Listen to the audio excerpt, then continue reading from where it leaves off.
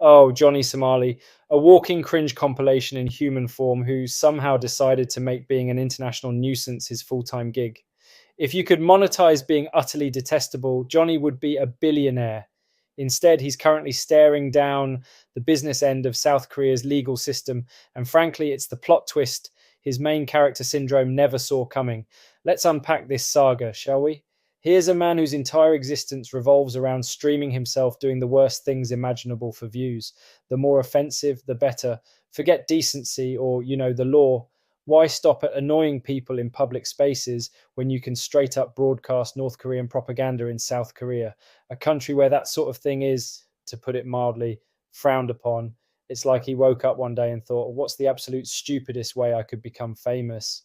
And then actually followed through, playing the North Korean anthem on public transport. Oh, Johnny, you absolute numpty.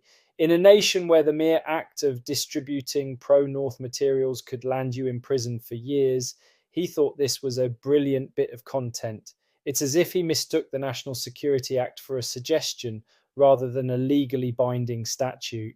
7 years in a South Korean jail isn't just a consequence, it's a richly deserved punchline. And this isn't even his first act in the What's Johnny Done Now show reel. He's got a highlight reel that would make even the most hardened trolls wince.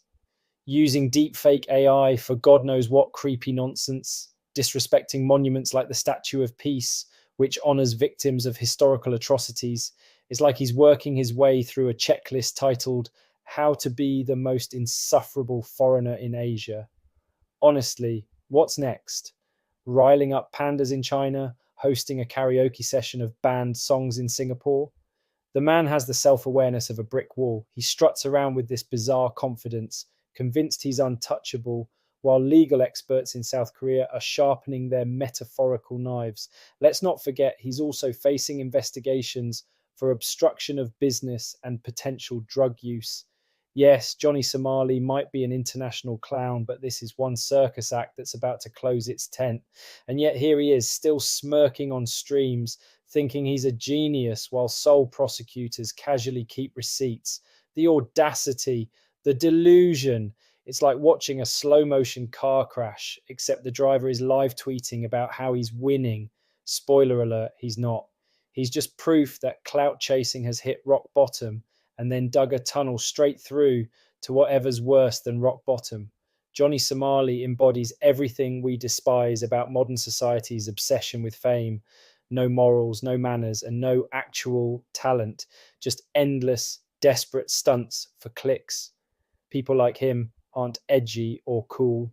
They're a tragic parody of what happens when the internet rewards bad behavior.